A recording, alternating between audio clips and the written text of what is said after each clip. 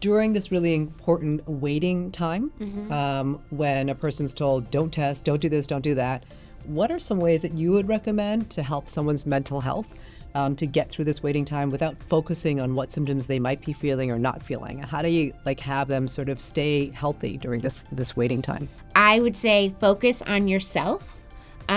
Do the things that bring you joy as long as they're safe for pregnancy. Take a walk with your friends or your support network.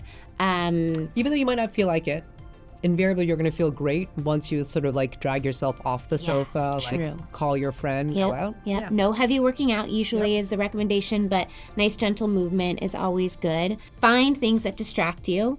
Work is a distraction if you work outside of your home, or inside of your home if you work remotely.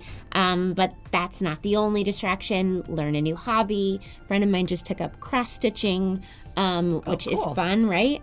Is that like needle pointing? I think it's similar. It's kicking it old school. I'm not exactly sure. It's needles and thread and That's very retro, actually. Very retro, right? Yeah. Jane Austen-ish. So, go ahead. Find a new recipe. I like that one. Learn to cook. And a lot of these things are things you could include your partner in if you have a partner or other people in your support network. I think it's really important at this time, as a lot of parts of your journey, to lean on your support.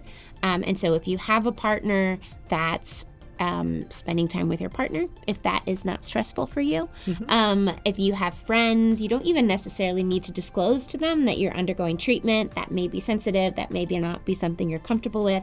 I fully understand that. You can say hey, I'm free on Saturday afternoon. Can we go for a walk, right? And so lean on your support network. I think that's really important. I think we talk a lot about things you can do, but I think it's also important to talk about things that you may not want to do. And so during this time, throughout your journey, but especially in this time period, maybe removing yourself from some social situations that could either bring you stress or be triggering in some way. And some examples might be baby showers or children's birthday parties, things like that.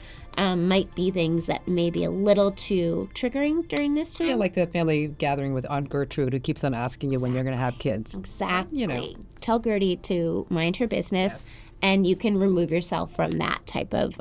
She can just faff off. Fork off. Fork off.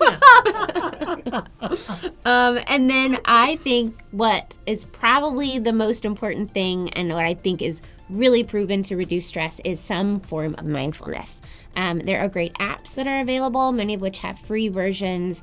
Mindfulness, like meditation and things like that, really do help relieve stress and help center you and ground you and bring peace of mind. So I think all of those are good things to do during the 2-week wait.